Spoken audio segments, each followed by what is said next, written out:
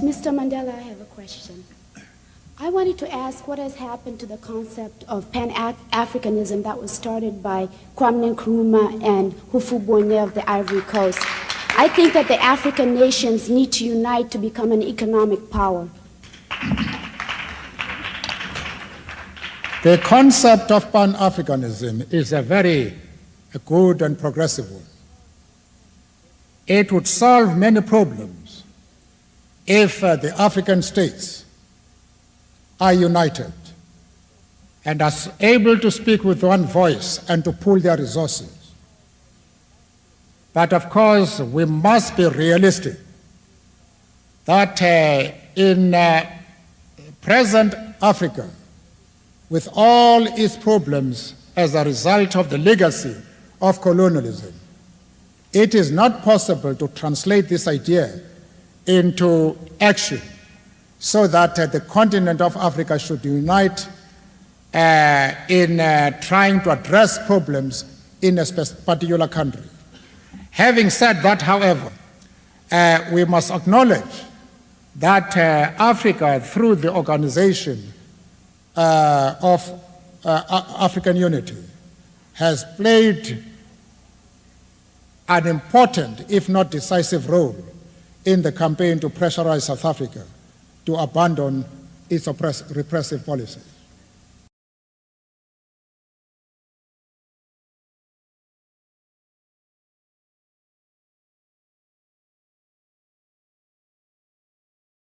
Sport has the power to change the world.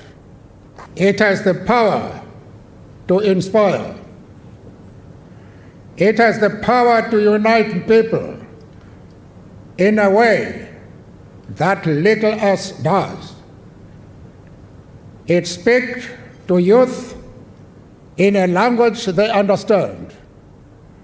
Sport can create hope where once there was only despair.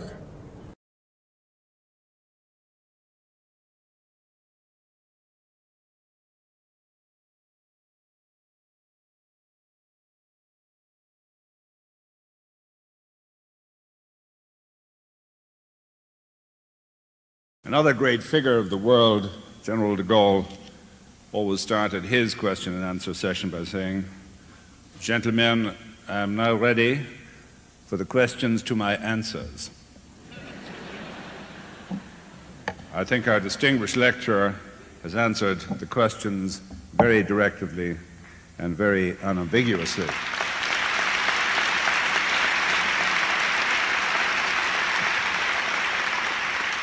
I was struck by three things about our speaker's speech tonight.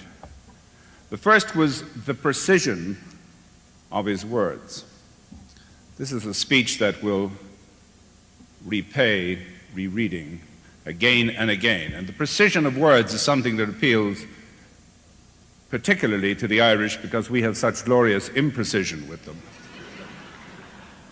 And I don't know if you remember a story which occurred to me as I listened to his speech of Peter Sellers, the great English comedian, who was sitting in a chair with a very large, savage-looking dog beside him.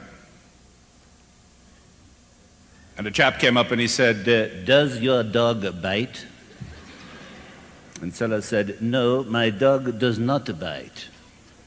So he bent down and he patted the savage dog, and the dog took his hand off. So he screamed in horror and staggered back, and he said, "I thought you said your dog did not bite." He said, "It's not my dog."